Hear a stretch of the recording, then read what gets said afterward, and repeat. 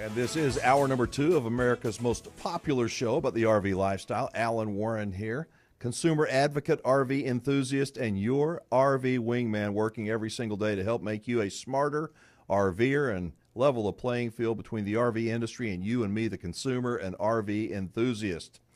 All right, so we spend quite a bit of time each week trying to educate the consumer to help you avoid making some catastrophic mistakes. So about a month ago, I received an email from a lady who was in, I call it RV purgatory, after buying a brand new RV travel trailer. I read her email. It sounded legit. I asked her to send me another email. Start out at the beginning. Keep it simple. I'm a simple guy. Keep it simple. Tell me in writing exactly what happened. So that's precisely what she did. I received this long but very detailed, awesome email describing how she went from being a single mom with a teenage son who had a dream to buy an RV and have fun into one that, the dream turned into her worst nightmare. We have that lady on with us. I hope that you will learn something from her story that will prevent you from experiencing your version of RV hell. Let's go on out to line 3. Jessica, are you there? Yes, Alan. Well, thank you for being with us. So we have several segments scheduled to hear your story. So let's just begin with who you are and your interest in camping and your dream of buying that new RV. Tell us a little bit. Absolutely. My name is Jessica. I'm a 34-year-old single mother from southeastern Idaho. I have my 2 dogs and a 13-year-old son that has high-functioning autism, as well as a few other disabilities. I absolutely love being outside in the mountains, riverbank forest, anywhere I could get a big, healthy dose of vitamin nature, as I put it. Growing up, I did a lot of camping with my family, anywhere from like tents to, backyard trampoline type stuff to our first pop-up tent, and then hard-sided trailers after that. Last time that we were in a trailer was before my dad died in 2002, and anyway, I figured when my son was born that I wanted to continue that tradition with my son. And, for his 5th birthday, I bought him a tent, and we did tent camping and stuff. And he loved it. He still loves it today. And I've had quite a few health problems over the years with things. I've literally had 20 surgeries. Oh, my. I was doing really good for a while. I was a top CEO of a company that I helped open up with some friends here in my town. And I come across this video about the minimalism lifestyle and everything, and, starting to see the tiny homes and stuff. I started looking into it and realized, man, this is expensive. So I thought, I want to go full-time RVing. I want to get on the road. I want to take my son and experience all these things instead of working my life away. Because, some people know when you start a business, there's no time off. You are right. Constantly working day and night. And I got really burnt out after about a year and a half. What did you buy, and how did you decide on buying that one? Tell us about what you ended up buying. I ended up buying a 2018 Keystone RV Hideout, 26 living space, 30 foot, from tongue to tail. And it first started off just looking online at all of our local dealers, and I finally found a couple that I liked that were out over at Camping World that were used. I kind of wanted to go used at first because I thought I would keep my price low so I can afford to go and do this. Mm-hmm. So late Friday afternoon, in February, I went out. In March. In March, I went out and I started looking. I get over to the lot asking for the used RVs. They weren't there. He did show me the couple that were there. I didn't like them. And he said, well, we had this big, huge hailstorm that came through the month before, and it just did a number on a lot of their units. So they were clearancing them out. He asked if I wouldn't mind looking at one, and I said, sure. And that's when he showed me that Keystone. And I loved it. I loved the way that the floor plan was. It was big enough space for me and my dogs and my son. I asked him, I said, I just got this truck last month. Is it going to be big enough to pull it? He looks at the sticker on the outside, asking what the truck was. And he said, yeah, it'll pull it. What kind of truck do you have? I have a 2011 Ford EcoBoost. It's got a 3.5-liter V6 engine. And you live in Idaho, where you have those things called mountains. Yes, and when we say mountains, they're not like little foothills. They're steep, up, down, cliff on one side, nothing but straight up on the other side, kind of mountains. So they tell you your truck will pull this 28-foot trailer. Yes. Okay. So now where are we? Okay, so I like it and everything. I didn't have any stuff with me right there at the weekend. I asked how much to put down on it. He told me $500, and I said, okay, it's closing time. I'll come back in the morning. I'll put $500 down, and I did. We filled out some papers. He handed them to me, take them to the bank type thing. A couple weeks later, after I get my next check, I had more money for a down payment. Bank approved the loan, and as I'm sitting there literally about ready to have the check printed at my bank, I get a phone call from Camping World. I ignored it, and then I immediately they called me again, so I thought something's not right. So I answered the phone, and they tell me to wait. And when they said that, I looked at my loan officer and said, I bet you $5 they pulled my unit out from under me. They did. Oh. They wouldn't admit it. It only takes like a second to say that three-letter word that starts with Y and ends with an S. So, of course, they couldn't say that because then that would be admitting fault. So and you had already put $500 down to have them hold it. Yes. They asked me to come back to look at another unit, and I got there, talked to the guy that called me. He said, what we'll do is we'll give you another unit without the hail damage, exactly the same for the same pricing. And there's a couple of small changes that were in it. It didn't have a TV. Instead of the recliner couches, it was a jackknife. I thought, they're going to try to make things right. I might as well. And it sounds like a good deal. It sounds reasonable. It did. Well, they were clearancing it out. They told me it was supposed to be, originally retailed at $30,000, on sale for $20,000, and they were going to get it to me for $16,500 plus, the extra fees on top. Mm-hmm. Well, anyway, we're getting everything going. I dropped my truck off so they can put my, my hitch and everything all on there. And as I'm out there for the inspection lasted maybe 15 minutes total because I told them that I'd grown up RVing, so they really didn't think anything about wanting to educate me on how to use anything in my RV. Did you want to spend more time, or did you feel rushed, or? Thinking back on it now, I really wish I had taken more time because it's not like the RVs like my parents had growing up. Yeah. They're similar, but they're newer. There's more stuff to it. And, RVing as a child and owning an RV are two different things.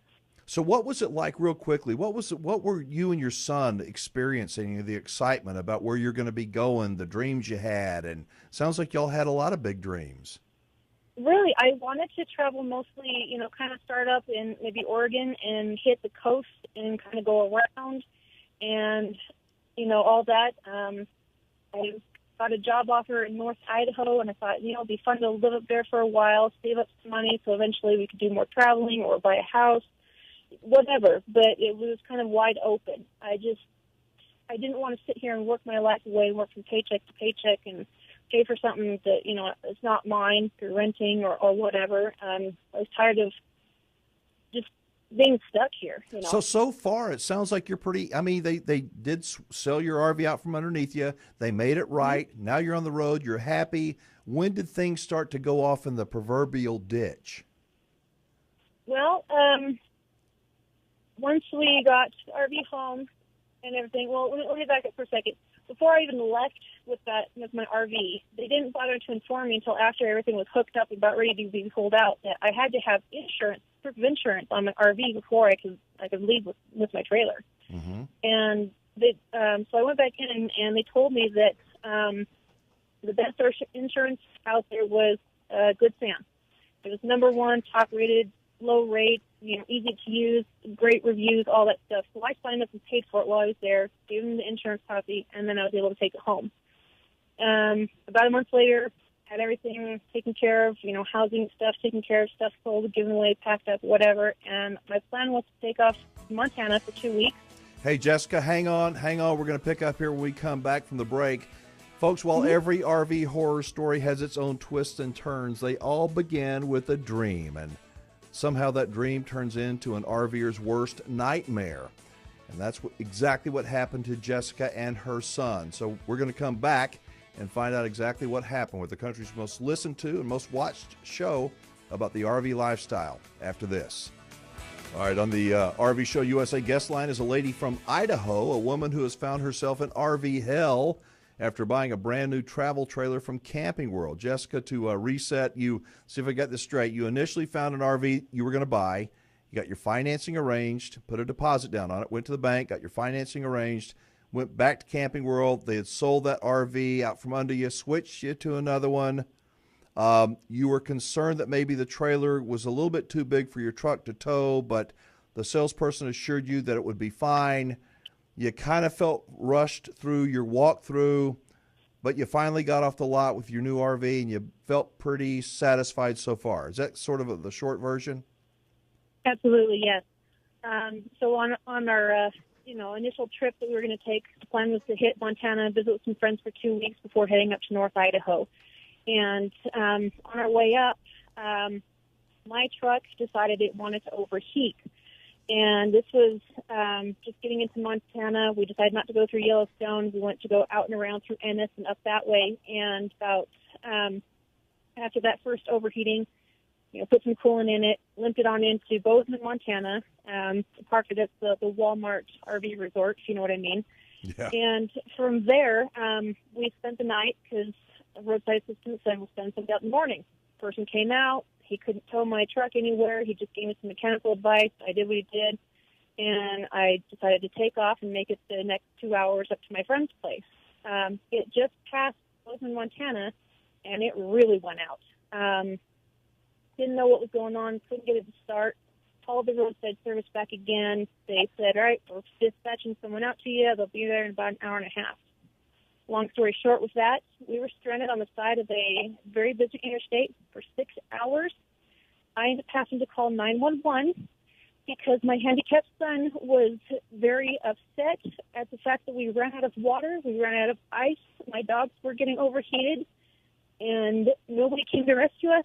We were on the phone off and on several times with Good Sam Roadside Service. They kept saying all these things, but nothing was happening. I had to literally stop my son from trying to run into traffic because he was so upset with the situation that was happening. Hey, Jessica, hang on just a second. I mean, I just so I understand this. So when you bought your RV, the salesperson led you to believe that your EcoBoost truck that was 15 years old could pull this 28-foot travel trailer, yes? Essentially. Yes. Okay, yes. Which obviously it was underpowered. It was not able to pull that heavy weight. Absolutely. They sold you the Good Sam roadside protection plan, yes? Mm-hmm. Yes. Of course they did. Okay. Did they, and they sold you the several $1,000 ESP, the extended service plan too, right? Yes. Yep. Yes. Of course they did. So they made it seem like you had everything covered, all your bases were covered, but then when you tried to use it, what did they tell you? They couldn't help you?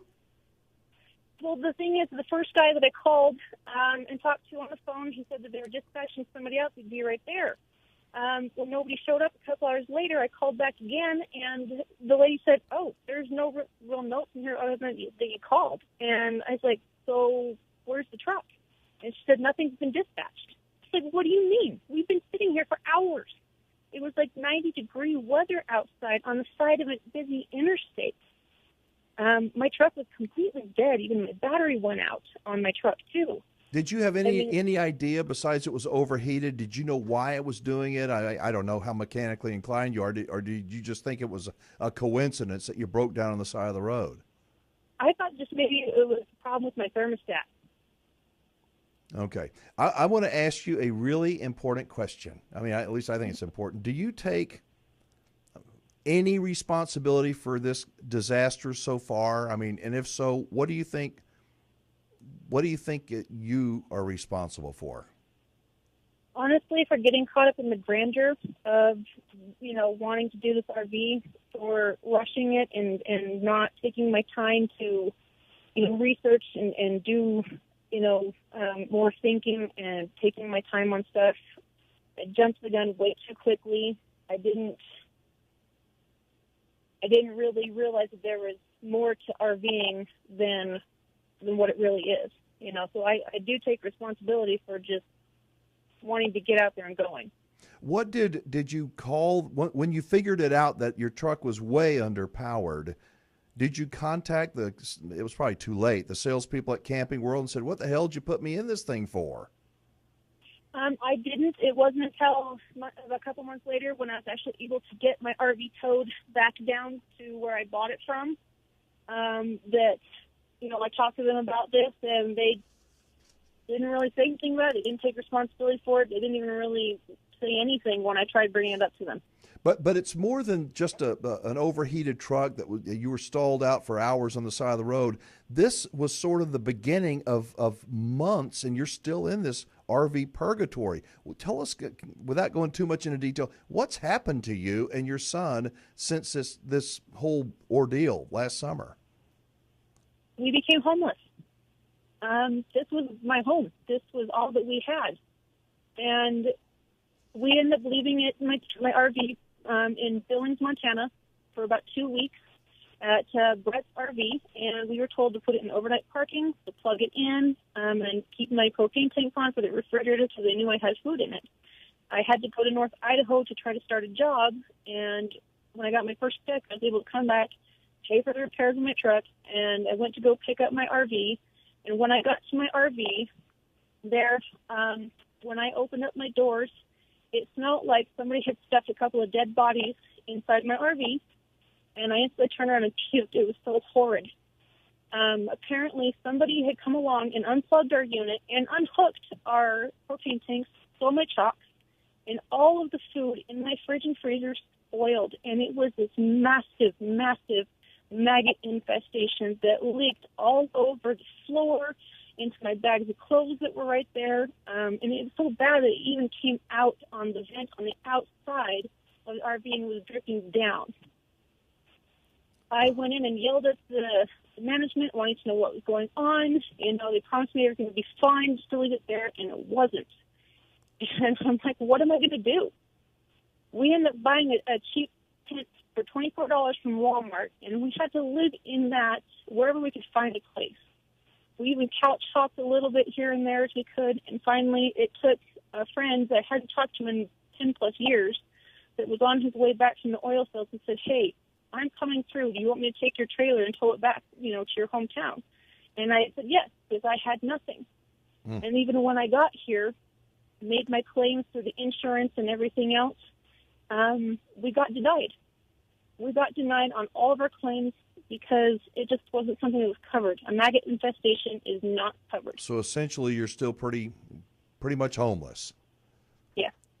All right, listen, I feel so badly for what happened to you, and I love the fact that you accept some level of responsibility. A lot of people say, no, I'm not responsible for anything, but I feel so bad for you and for people like you that you trust somebody and then this ends up happening. Get into a web of despair and financial ruin. And when we come back from the break, I want you to tell us sort of some of the things that you've learned from this entire experience. Maybe get some advice for others who are listening to help them avoid it from happening to them. What do you think? Sounds good. All right, thank you. Jessica from Idaho is on with us sharing her RV nightmare story. This is the RV Show USA.